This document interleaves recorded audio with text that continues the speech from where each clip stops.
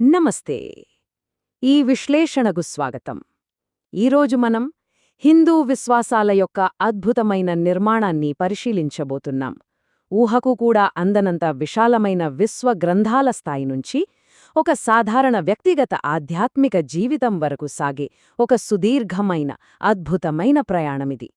అస్సలు ఆలస్యం చెయ్యకుండా ఈ సంక్లిష్టమైన పౌరాణిక కథలను, వాటి వెనుక దాగి ఉన్న లోతైన తాత్విక సత్యాలను ఛేదించే ప్రయాణాన్ని వెంటనే మొదలుపెడదాం. పదండి. ఈ ప్రయాణంలో మనకు దిశానిర్దేశం చేయడానికి 5 ముఖ్యమైన దశలున్నాయి. అవేంటంటే ప్రాచీన విజ్ఞాన సర్వస్వాలు, ఒకే సత్యం అనేక రూపాలు, దైవిక నిర్వాహకులు, విశ్వ ప్రతీకల పోరలు మరియు చివరిగా దైవిక మార్గదర్శకత్వం కోసం అన్వేషణ. ఇది మన రోడ్ మ్యాప్. ఇక ఒక్కొక్కటిగా ఈ విశ్వరహస్యాలను డీకోడ్ చేద్దాం. మొదటి విభాగం ప్రాచీన విజ్ఞాన సర్వస్వాలు మరియు విశ్వం యొక్క పరిమాణం. ఈ కాన్సెప్ట్ని నిజంగా అర్థం చేసుకోవాలంటే ముందుగా పురాణాలు అని పిలువబడే ఈ మూలగ్రంథాలు ఎంత భారీ స్థాయిలో ఉంటాయో మనం తెలుసుకోవాలి. ఈ ప్రాచీన గ్రంథాలు విశ్వం యొక్క విశాలత్వాన్ని ఎంత అద్భుతంగా బంధించాయో చూస్తే ఖచ్చితంగా ఆశ్చర్యపోతాం. అక్షరాల 4 లక్షలు, అవును 18 మహాపురాణాలు, మరో 18 ఉపపురాణాల్లో కలిపి ఉన్న శ్లోకాల అంచనా సంఖ్య ఇది.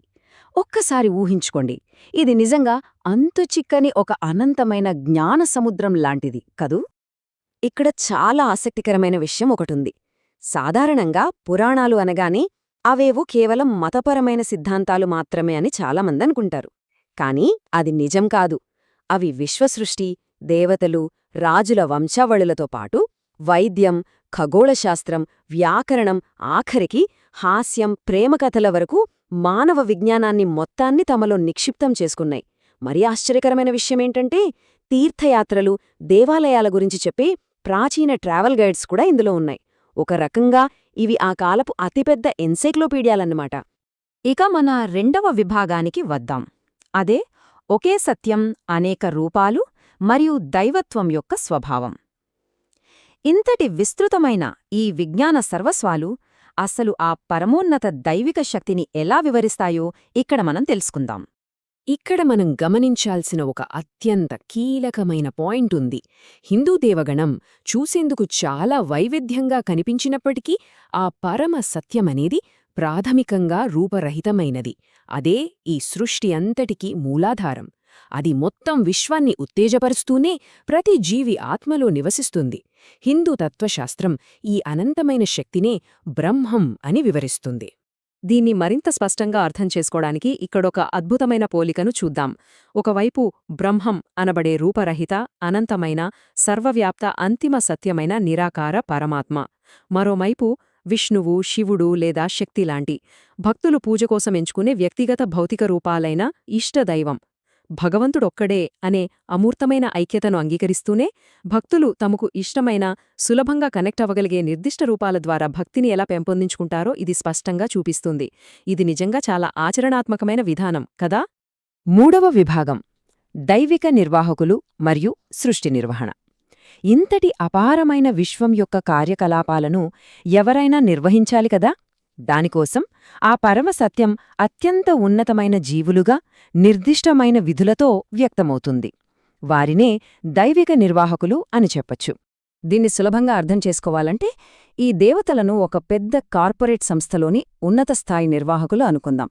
ప్రతి ఒక్కరికీ సృష్టి, స్థితి, లయల చక్రంపై స్పష్టమైన, విభిన్నమైన అధికారాలు ఉంటాయి.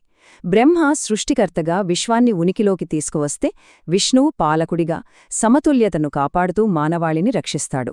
ఇక శివుడు లయకారుడిగా సమస్యలను మూలాల నుండి నిర్మూలించి కొత్త పునర్సృష్టి కోసం నాశనం చేస్తాడు.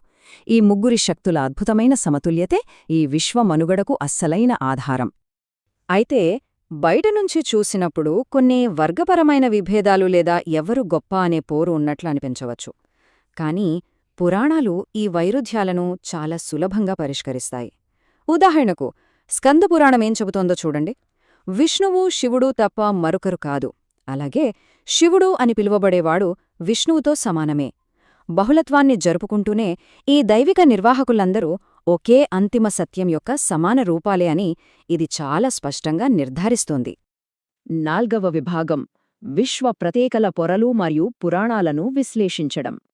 ఇప్పుడు ఇంకొంచెం లోతుగా వెళ్ళి ఇంత సంక్లిష్టమైన విశ్వ విజ్ఞానాన్ని నిర్వహించడానికి ప్రాచీన గ్రంథాలు ఎలాంటి అద్భుతమైన నిర్మాణాత్మక ఆకృతులను ఉపయోగించాయో చూద్దాం. ప్రతి పురాణానికి ఉండే ఈ 5 లక్షణాలు అంటే పంచలక్షణాలు అచ్చం ఒక కెమెరా జూమ్ లెన్స్లా పనిచేస్తాయి. సర్గ ద్వారా అద్భుతమైన విశ్వ సృష్టితో ప్రారంభించి ప్రతి సర్గ ద్వారా పునర్సృష్టిని, వంశం ద్వారా దేవతల వంశావళిని, మన్మంతర ద్వారా కాలచక్రాలను దాటుకుంటూ చివరగా వంశానుచరితం ద్వారా నేరుగా మన భూమి మీదకు వచ్చి రాజులు, రాణుల చారిత్రక వంశాల వరకు దృష్టులను మళ్లించడం నిజంగా అద్భుతం కదూ. చరిత్రను ఇంత క్రమపద్ధతిలో రికార్డ్ చేసే విధానం అప్పట్లోనే ఉండటం విశేషం. ఇక్కడ మనం ముచ్చటించుకోవాల్సిన మరో ఆసక్తికరమైన విషయమేంటంటే, ప్రాచీన రచయితలు ఎంతో లోతైన మానసిక పాఠాలను చెప్పటానికి వంశావళిని ప్రతీకలుగా వాడటం. పౌరాణిక కథల్లో ధర్మం భక్తిని వివాహం చేసుకుంటుంది, వారిరువురికి కోరిక అనే బిడ్డ పుడుతుంది అని చెప్తారు. ఇది వినడానికి ఒక కథలా ఉంటుంది, కానీ ఆ తాత్విక ప్రతీకను గమనిస్తే సద్గుణాలతో కూడిన జీవితాన్ని స్వచ్ఛమైన భక్తితో కలిపితే అది సహజంగానే మనకు భావోద్వేగ నెరవేర్పునిస్తుందనే అద్భుతమైన తాత్విక పాఠం అందులో దాగి ఉంది. ఎంత అద్భుతమైన ఆలోచన కదా. ఇక 5వ మరియు చివరి విభాగం దైవిక మార్గదర్శకత్వం కోసం అన్వేషణ, మానవ అంశం. మన ఈ కాస్మిక్ ప్రయాణం ఫైనల్గా భూమిపైకి చేరుకుంది. విశ్వనిర్మాణం గురించి తెలుసుకున్నాం సరే, మరి సాధారణ మానవులు ఈ బ్రహ్మాండమైన నిర్మాణంతో ఎలా అనుసంధానం అవుతారో అన్నది ఇప్పుడు మనం చూద్దాం. ఇక్కడ మనందరికీ ఒక సందేహం రావచ్చు. వేలాది దేవతలు, లక్షలాది శ్లోకాలున్నాయి ఈ అనంతమైన విశ్వంలో ఒక వ్యక్తి విజయాన్ని సాధించటానికి సరైన మార్గాన్ని ఎలా కనుగొనగలడు? ఇన్ని లక్షల శ్లోకాలను ఎవరైనా స్వయంగా చదివి అర్థం చేసుకోవటం దాదాపు అసాధ్యం. అందుకే ఈ బ్రహ్మాండంలో ప్రయాణించడానికి ఖచ్చితంగా ఒక గురువు అవసరమని గ్రంథాలు చెబుతున్నాయి. ఇక్కడే గ్రహదేవతల పాత్ర, ముఖ్యంగా మార్గనిర్దేశం చేసే దైవిక గురువుల ప్రాముఖ్యత మనకు అర్థమవుతుంది. సత్యమేమిటంటే, ఎంతటి గొప్ప దేవతలైనా సరే వారికి కూడా గురువు మార్గదర్శకత్వం తప్పనిసరి. ఇక్కడ మనం ఇతర దేవతలకు మార్గనిర్దేశం చేసే గురువు, సత్యం తెలిసినవాడు, వేదవాక్కును ప్రసాదించేవాడు అయిన దేవగురు బృహస్పతి గురించి ప్రత్యేకంగా చెప్పుకోవాలి. తమ వైభవాన్ని తిరిగి పొందడానికైనా, అత్యున్నత సత్యాలను అర్థం చేసుకోవడానికైనా సాక్షాత్తు ఆ దేవేంద్రునికే బృహస్పతి జ్ఞానం అవసరమైంది. గురువు లేకుండా ఎవ్వరూ సంపూర్ణులు కారు అనే పచ్చి నిజాన్ని ఇది మనకు గుర్తుచేస్తోంది. ఈ ప్రాచీన మూలాల నుండి మనం నేర్చుకోగల అత్యంత వాస్తవికమైన పాఠమొకటుంది. దైవిక అనుగ్రహమనేది ఉచితంగా లభించేది కాదు, దాన్ని స్వయం కృషితో సంపాదించుకోవాలి.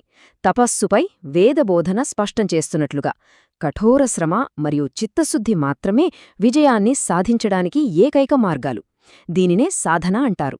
అవును, అది దేవుడైనా సాధారణ మానవుడైనా సరే తమ లక్ష్యాలను సాధించడానికి కఠోర శ్రమ మరియు అంకితభావంతో కూడిన ఈ సాధన చెయ్యాల్సిందే, వేరే షార్ట్కట్స్ ఏమీ లేవు. ఈ అద్భుతమైన విశ్లేషణ ముగుస్తున్న తరుణంలో మనం ఆలోచించాల్సిన ఒక ముఖ్యమైన విషయముంది. పురాణాల యొక్క ఈ ఊహకందని విశాలమైన నిర్మాణాన్ని పరిశీలిస్తే సాధన పట్ల మనం చూపే వ్యక్తిగత నిబద్ధత, జ్ఞానం మరియు ఆ పరమసత్యం కోసం మనం చేసే అన్వేషణను ఎలా తీర్చిదిద్దుతుంది? ఇంతటి అనంతమైన అద్భుతమైన విశ్వనిర్మాణంలో అసలు మన స్థానమేమిటి? ఈ ప్రశ్నలకు సమాధానాలు వెతకడమే మనల్ని ముందుకు నడిపించే ఒక గొప్ప ఆధ్యాత్మిక అన్వేషణ.